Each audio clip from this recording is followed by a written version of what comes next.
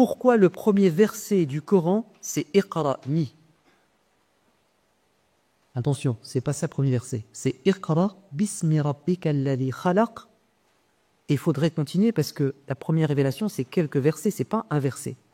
Généralement, on vous dit « Première révélation, Iqra ». Non, continuez, c'est important. « Iqra », lis au nom de ton Seigneur qui a tout créé, qui a créé l'homme à partir d'une adhérence.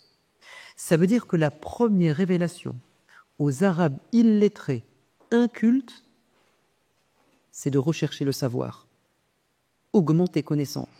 Et de quelle connaissance s'agit-il? Est-ce qu'à ce moment, Dieu demande aux gens de lire le Coran? Ah non, il n'est pas encore révélé, c'est la première révélation. Qu'est-ce qu'ils doivent lire? Ils doivent lire le monde. Ce n'est pas un livre. Ils doivent lire les signes de Dieu autour d'eux. Comprendre les événements qui se passent autour d'eux à la lumière de Dieu. Lis au nom de ton Seigneur qui a tout créé. Lis la création de Dieu. C'est ce qu'on fera tout à l'heure, quand on verra les vidéos. Et qu'est-ce qu'il met comme domaine du savoir? Étonnant, ce que je vais vous dire. Dieu a créé l'homme à partir d'une adhérence. Il parle d'embryologie. C'est fou.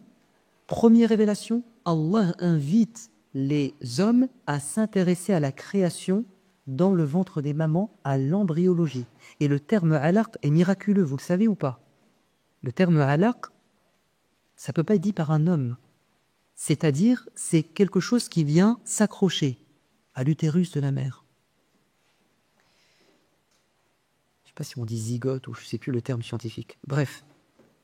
Première révélation, c'est lui. Quelle est la dernière révélation? Selon beaucoup de savants, c'est Al-yawma akmaltu lakum dinakum wa atmamtu alaykum ni'mati wa raditu lakum al-islam dina. Sourate 5, verset 3.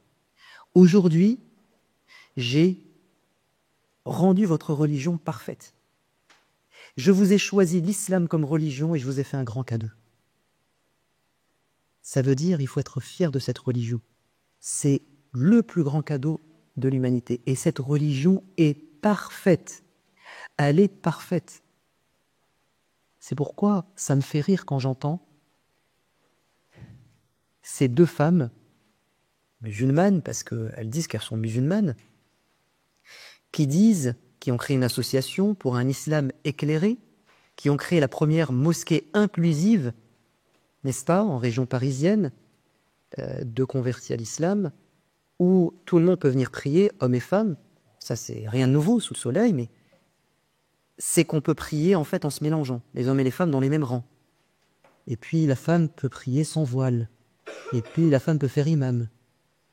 Comment justifie ça? Vous savez ce qu'elles disent? Elles disent, mais attendez, le prophète de l'islam à son époque, il a défendu les femmes, le droit des femmes étaient infériorisées. Il a commencé le travail, à nous de terminer. Ça veut dire qu'elle suppose que le prophète n'a pas fini son travail. Dieu l'a rappelé à lui avant qu'il ne complète la religion. Mais c'est clairement un affront à ce verset. Allah n'a récupéré l'âme du prophète que quand il a fini sa mission, quand il a tout enseigné dans la religion. Vous voulez enseigner des nouvelles choses dans la prière? Le prophète n'a pas tout fait. Mais qu'est-ce qui lui faisait peur, le prophète? Il pouvait mourir, le prophète. Et sa mission première, c'était d'enseigner la prière. Donc il a oublié certaines choses. Il a eu peur des réactions des gens. Donc, premier verset, c'est « augmente tes connaissances ». Dernier verset, ta religion est parfaite.